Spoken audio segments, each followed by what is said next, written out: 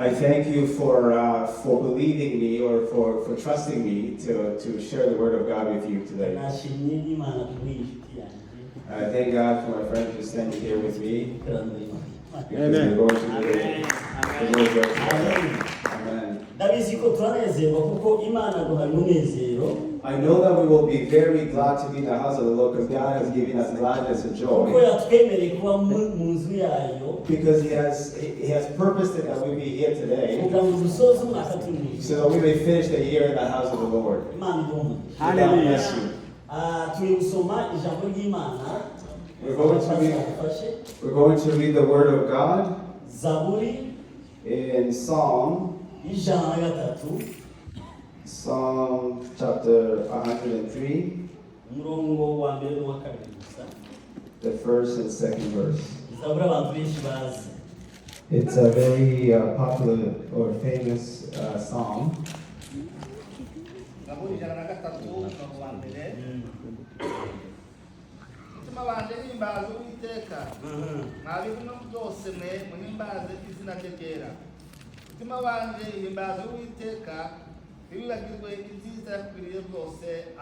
Amen.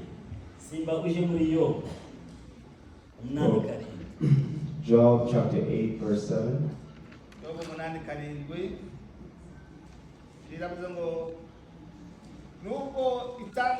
Nubwo itangira ryawe ryari rito ariko amaherezo yawe wakunguka cyane. Amen. Hallelujah. And Galatians chapter 6 verse 7.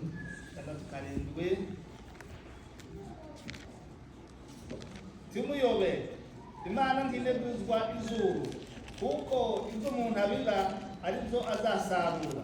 Ubibira mu mubiri we, muri uwo mubiri azasaruramo kubora, ariko ubibira mu mwuka, muri uwo mwuka azasaruramo ubuzima buhoraho.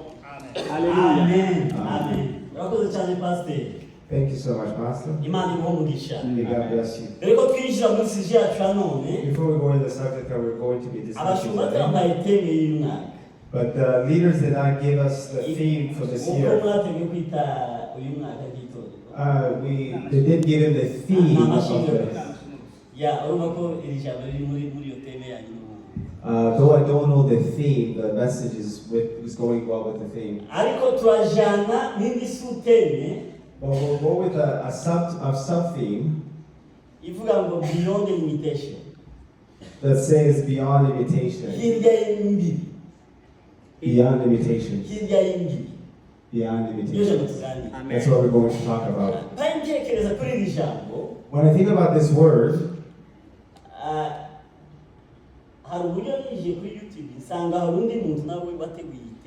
I was doing the research and I looked over on YouTube and someone else preached on this very similar subject.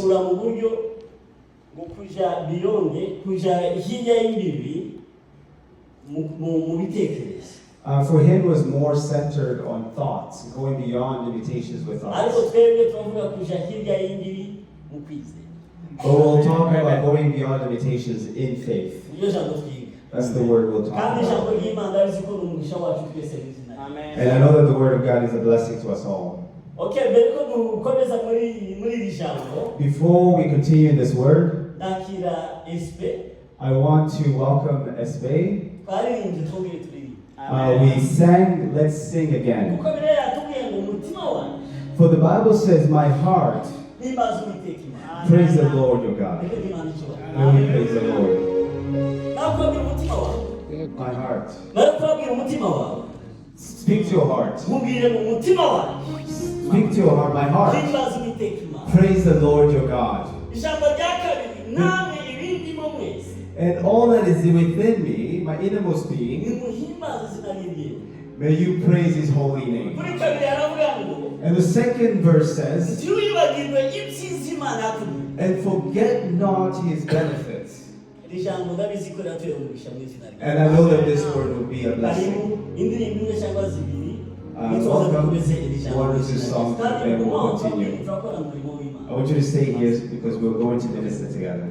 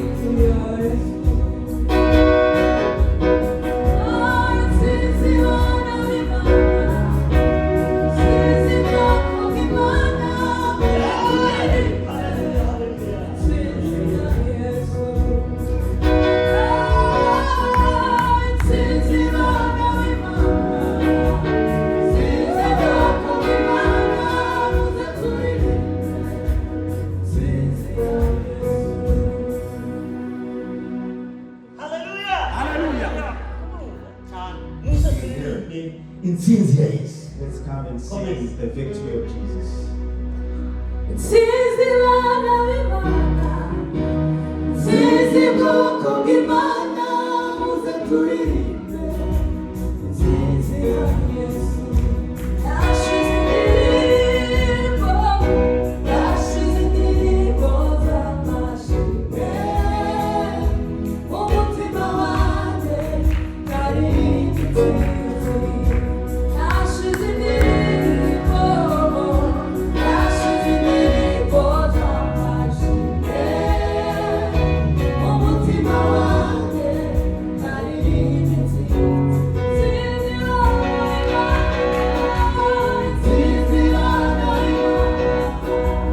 sinzi bwoko bw'Imana, muze turirimbe.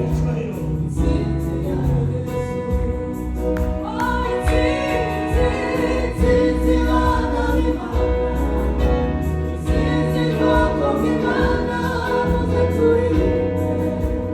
Sinzi ya Yesu. intsinzi ya Yesu. Victory of Jesus. ijambo ry'Imana ryatubwiye mu mutima wawe The word said, my heart, himbaza uwiteka Imana. praise the Lord. umutima waje himbaza Imana My soul, praise the Lord. kuko ibyatuzanye ni ugushima Imana. What we have come to do is praise the Lord. udafite icyo yoshima Imana ntiyari kuza. If you have ariko no- uwaje wese afite byinshi yoshima Imana. Anyone who's here has a reason to be thankful to the ndetse Lord. n'uwibagiwe uko wica kwibuka. And anyone who has forgotten, you are remembering. Hallelujah. Imana ikintu kinezeza Imana. If there's anything that pleases the Lord, kubona abantu b'Imana baje gusoza umwaka w'ibuzima. is to see the servants of the people of God gather like this here at the end of the Iyo year. umwaka ugiye gusoza At the end of the year, muri transition in the transition, dusohoka mu mwaka ushaje twinjira mu mwaka when we mushya. are coming from the old year into a new year, twebwe tubona ibintu byose bisa kwa kundi nta cyahinduka. for us there is no difference. It's all the same. ariko mu isi y'umwuka hari ibintu byahindutse binini kandi bikomeye. But in the spiritual realm, something has shifted. niyo mpamvu ndaza kuba bukeya nk'ibute itorero cyangwa abantu bize bazabita umwaka izina.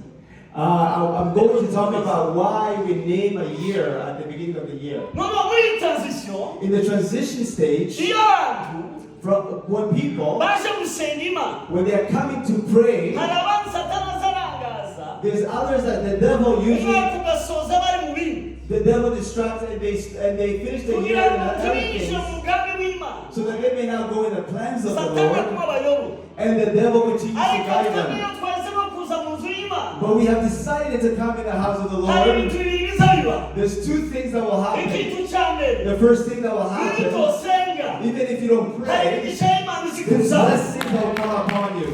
niyo wose ukicara gusa Even if you sit iyo here, utoririmba even if you don't iyo sing, utobyina even if you don't dance, ariko hari imigisha y'Imana uzikura mu nzu there y'Imana. are a blessing of the Lord that you'll receive by aho being bivuga ngo here. Hey! kubera iki And why? kuko turi muri transition Because we aho are Imana isurira abantu bayo. we are in the transition stage where God visits, and God visits abantu His binjira mu people. mugambi w'Imana. And when people enter the kingdom of God, umuntu ukarakureba akabona uri wa wundi. there are people looking at you and see that you are the same person.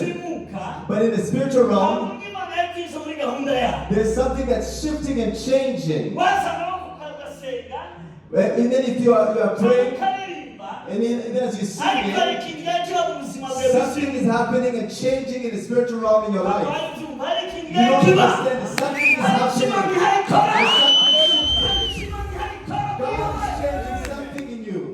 ugase niki gihakimba What is happening? ni ibikorwa bikorwa mu isi y'umwuka It is the things that happen in the spiritual wo realm. kwibaza ngo niba utuzuku You might ask yourself, how do you grow? ugera kuri muto When you were little, ugasanga uri mukuru but then now you're all grown. ni uburyo Imana ikora imirimo yayo. There are things that God does without us noticing. There are hari ibintu transitions. Imana iharika mu buzima There bw'abantu. are things happening in your life even though you might not hari ibintu recognize Imana it. iharika mu itorero. There's something God is doing in the church kandi ibi ni ibitwiza amasezerano y'Imana y'umwaka mushya. that's taking us into the promise of God into the new year. muri iyi transition In the stage of transitioning, abantu bakora isi y'umwijima people who work in the kingdom of batanga darkness, ibitambo byinshi. They usually sacrifice a lot of kugira ngo imigambi sacrifices yabo nayo izasore mu mwaka so that their plans may be ariko fulfilled in the new itorero year. naryo But again, the iyo church, tugiye gusoza at turamusenga the end of the year, we pray kwa kundi dutegura ngo gahunda y'Imana izasore mu buzima bw'abantu so that the plans of God will come to pass. niyo mpamvu ugira gutya So that's why ukwezi kwa mbere kwagera when the first month starts, and even though you might not have a job, you will have a job now. But when the month starts, all the blessings come over in your life. I want you to understand this transition. It is something that happens that God does in our lives. We cannot touch with our own hands. We cannot see with our own eyes. But God is doing it in His own way. That's why those blessings, that's why you're taking here in this church. This day is not like any other day. This is a very special day in the kingdom of God. For it is a new beginning. It is a new beginning. It is a new beginning in your life.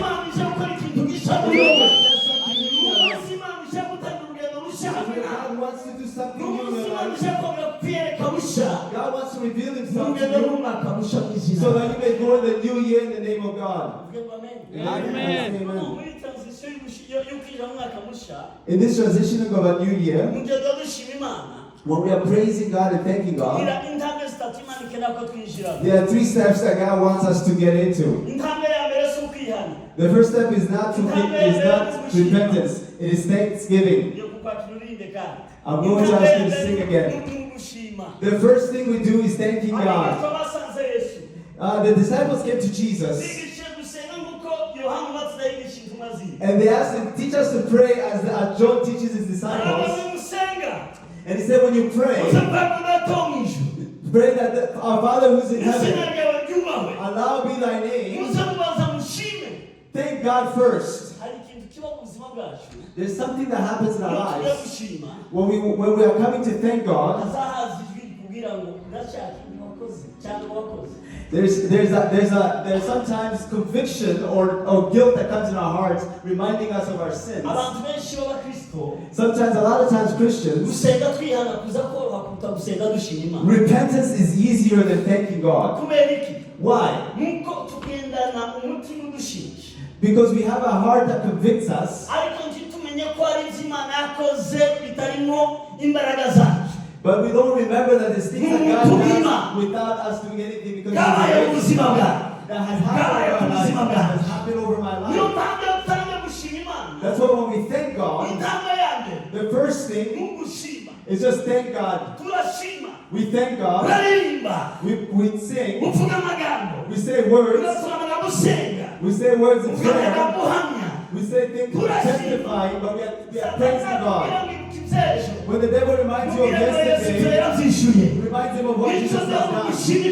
That's why we must thank God. Praise God.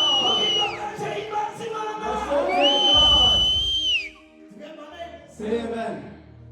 Turavuga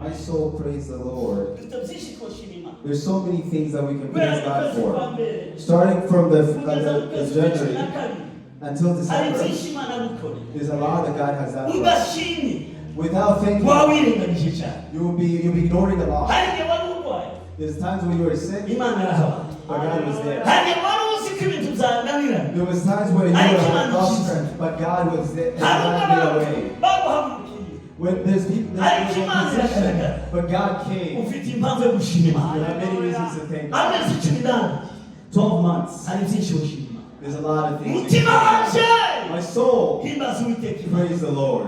mutima wanje My soul, shima uwiteka Imana may you praise God. ijambo rya kabiri namwe ibindi And my innermost being, nimuhimbaze izina rye may you praise His holy name. kuvuga ngo nanjye ku intambwe ya kabiri ko muzi ya mbere ni ugushima tutavuga kwihana The first thing is thanking God without necessarily going into repentance.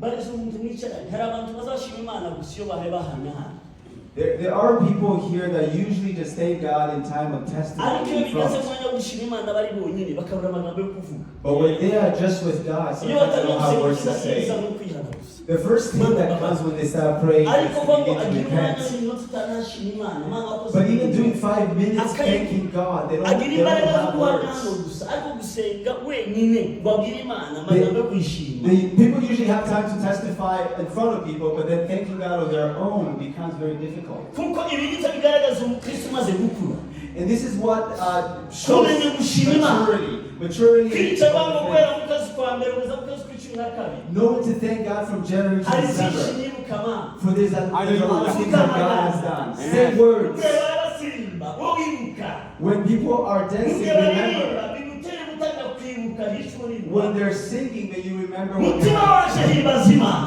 Hallelujah. ijambo rya kabiri The second mu thing gushima is praising intambwe ya God. kabiri tuza kwihana And then we repent. hantu twagize intege cyangwa muri uwo mwaka We repent for all the weaknesses we've had that year. ahereye ku ntambwe ya mbere kugira ngo dutegure gushima ariko twinjira mu ntambwe ya kabiri ubwe ngo amen And we begin with thankfulness, but then dutangira come with gusaba Imana repentance. Mana uyu mwaka araho nagize intege nkeya We remember of all our weaknesses through the year. ubukristo bwacu ntabwo buhagaze ku isi Our faith is not on a name. ni ukuvuga ngo nk'umukristo si uko abantu wenda banyita pasiteri cyangwa se bandeba biri mu ikanisa mayenderi To be a Christian is not a title. ariko ubukristo ni wowe To be a Christian is who you mu are. mutima wawe What you are within you. abagalatiya gatandatu karindwi yavuze ngo Galatians chapter 6 verse 7 ngo says, ntimwibeshe icyo umuntu abibamisha sasa do not be deceived. What a person sows, they reap what they sow. cyangwa umuntu ubabeshe icyo umuntu abibamisha sasa Do not be deceived. A person reaps what they sow. ndahambwe kubabwira kuko iyi kanisa abantu benshi iyo bagiye gushyiraho ubuyobozi bazashyiraho ubukristo mutoya I'm going to tell you why oftentimes we don't let people who are immature in the faith for them to become leaders. When people are still young in the iyo babaye faith, umuyobozi when they become a leader, agira intege mu buryo bubiri they usually have 3 uburyo bwa weaknesses. mbere ni umwuka wa kompetisiyo The first thing is competing. uburyo bwa kabiri ni umwuka w'ishyari The second thing is jealousy. iyo umuntu akiri muto When someone is very young in the faith, niyo mpamvu ibiri tugira ngo timushimbe abantu bakiri bato that's why the Bible says do not put people forward who are still young in the hano faith. nabonye siko bimeze hano ntawushaka kuba pasiteri utarabara umwaka wenda kugenzura sibyo But I saw like here you can't become a pastor without even doing 1 year. Why? kugira ngo abanze yakire ijambo ry'Imana It's so that people may receive the word of God, so that they may have the word of God. Amen. Amen. Kimsa abibamisha sasa For what they sow is what they're going to reap. iyo umuntu akiri muto When someone is young in the faith, iyo abonye esipaya riri when they see a space singing, azamushikira umunsi wa akabati mu wa kabiri akabati mu wa gatatu agatangira asubira inyuma kuko they usually support her at the beginning, noneho nyuma agatangira akamurika and then they leave her, they start supporting her, umwuka w'ishyari wahagurutse because jealousy has now has arisen in ariko them. tuzi ko duhora dukorera Imana But when we know when we're serving God, tumaze kugira maturite mu bitekerezo when byacu, you're matured in the faith, tuba tuzi ko udakorera abantu dukorera Imana we know that we're not serving people, we're ntabwo serving dushaka kuba God. abasitari ariko dushaka kuba abakozi b'Imana We're not trying to be ntabwo famous, dushaka we're trying to be kumenyekana ariko servants. dushaka ko Kristo amenyekana We're not trying to be famous, ntabwo we're dushaka trying to be kwishima Jesus ariko servants. dushaka ko Yesu ashimwa We're not trying to be praised, but to praise. Hallelujah. Hallelujah. Abantu batangiye gukura That's why when we are maturing in the tumaze kurya faith, ijambo ry'Imana once we have eaten the word of God, ntabwo tugendera muri emosiyo z'abantu we don't go by the emotions of dukora people. igikorwa cyose gituma izina ry'Imana rihabwa icyubahiro We do things that will praise the name of the niyo Lord. mpamvu nta kompetisiyo That's why there's no competition. There's no jealousy. yego amen Say amen. mwebwe haleluya Say hallelujah. umutima waje himbaza izina ry'Imana My soul praise the Lord. uvuge ngo amen Say amen. muzabireba You will see it. Ndareba bukeya cyane kuri administration ku muntu ukiri muto uburyo azayishyura umurimo w'Imana kandi awe I wanted to just touch a little bit of how people who are young in the faith can usually act. There are people who seem to be spiritual, but they're not spiritual. agira esprit gushigikira But people who have matured in the faith usually support other people. And they usually agimuka ukumvira they usually Agimuka listen support. and they support other people. uvuge ngo amen Say amen. abandakare uvuge ngo amen Those who are mad at me say amen. uvuge ngo amen Say amen. umutima waje himbaza izina My ry'Imana soul praises the Lord. ukihana And you repent. taka urihana You repent. unamukihana ukareba uwo mwaka wose ko wagenze Mana umbabarire You reflect on the year and all the things that you failed to mu do. buryo bwa personnel In a mu personal buryo way. wabanye n'abandi bantu In the way you live with mu other buryo wabaye mu people. itorero In ryawe the way you lived in the church. wenda wari uzi ukora abayobozi muri korali Maybe you were very difficult with the leaders in the choir.